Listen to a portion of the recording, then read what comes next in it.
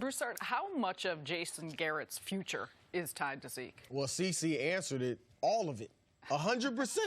Because I think they've got to show progression from last year. For him to keep his job, there has to be progress. And progress, of course, is at least the NFC Championship game. And that may not even be enough. Because you look at the talent, I mean, Jerry Jones is bending over backwards to try to keep all of this talent together. So obviously he feels like it's Super Bowl level talent. So I think they have to get at least to the NFC Championship game, if not further.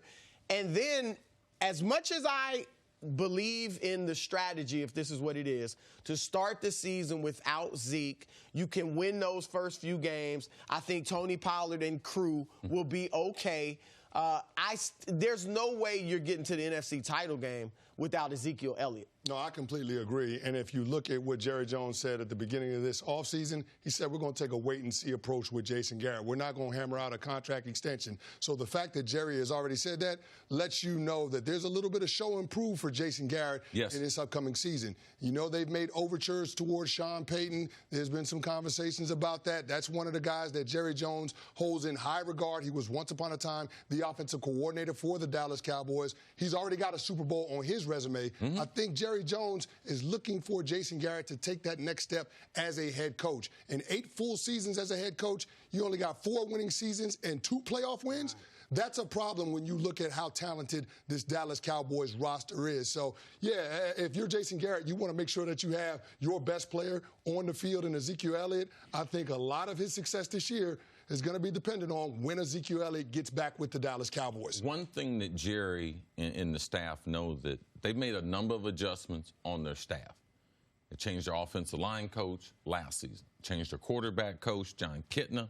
It's his first time coaching quarterbacks in the NFL, and Kellen Moore is the offensive coordinator. His first time doing anything like that in the NFL. So you have to understand, even though Jason is a lame duck as far as his contract is expiring, Jerry knows that we've changed our offense. So you have to be a little bit patient knowing that you've made those changes. Now, how patient will he be? I don't believe he's going to be that patient because Jason is one of 9 coaches in the NFL that got 80 games under their belt.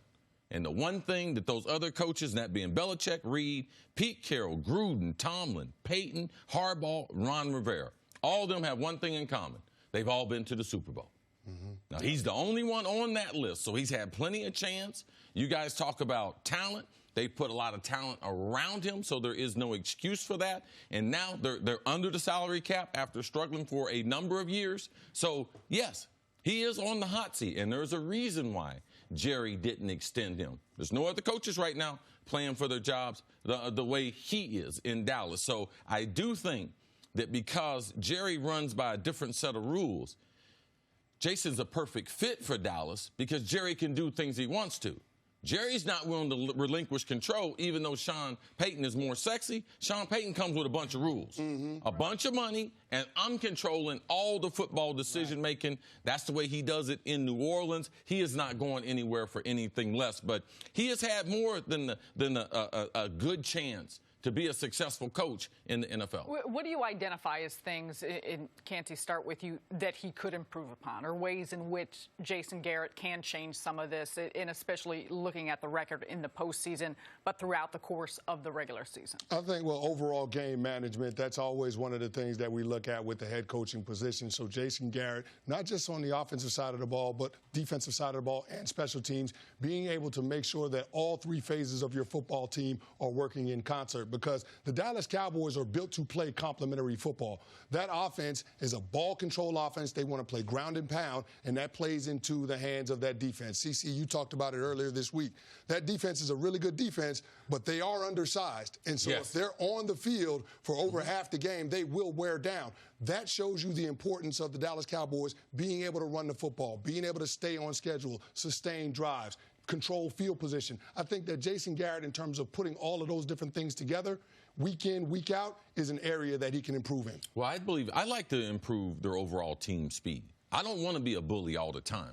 I like to be every once in a while Swiss Army knife. I like to be able to throw the ball deep down the field to be able to get some easy plays. The team, for me, has been very, very predictable. Not only last season, but the last 5 seasons. Des Bryant, I could pretty much predict what kind of routes he was going to run based on his split. If he had a tight split, he was coming really shallow across. If he's 2 yards outside the number, he's typically going to go down 10 yards and break towards the middle of the field. He complained about the predictability of the offense. So for me, more speed on the offense to go sideline to sideline. Make it look a little more like college football. Right. They don't do that. I'm bigger than you. I'm stronger than you. I can knock you back. Yeah, that helps your defense. But in this league, you got to score points. And that's where they've been bad, in the red zone. So for me, just specifically, let's be a little more creative offensively. Let's throw the ball down the field, put a little more speed out there so that we can be more of a threat to the defense, Chris. To your point, CC, I mean, that's been the talk, that Kellen Moore is going to come in. There's going to be a lot more pre-snap motion. Yes. You know, he does want Dak to throw the ball down the field. So who gets credit for that if they end up doing it? I mean, I guess you can give Jason Garrett the credit. He has to let Kellen Moore do that, though. Yes.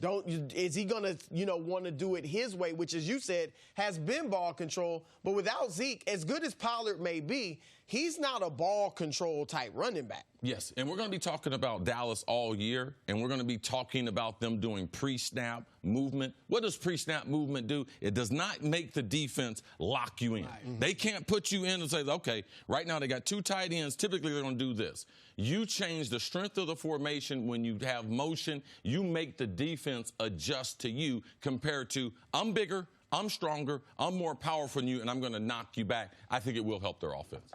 Thanks for watching. Subscribe here to get the latest from the show. Also, be sure to check out more of the best clips from First Things First, or go watch a few segments from our other shows on FS1.